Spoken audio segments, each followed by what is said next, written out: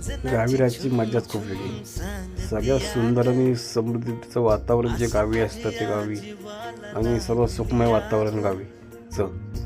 आणि समोर जे दिसतं हे आमचं गावचं घर, हे माझं घर आहे. आणि जुनी पिढी गप्पा गोष्टी करतानाची, आणि शेतामध्ये गुरं चरवताना, किंवा हे आमच्या गावाकडची विहीर आहे, खूप मस्त विहीर आहे.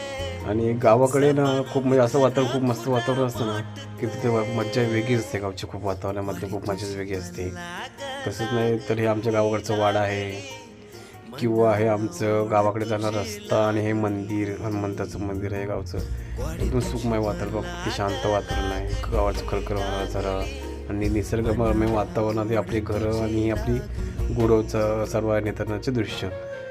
हे आता गुरु चालवायला चालली आहेत. खूप मस्त वातावरण गावचं, हिरवगार वातावरण.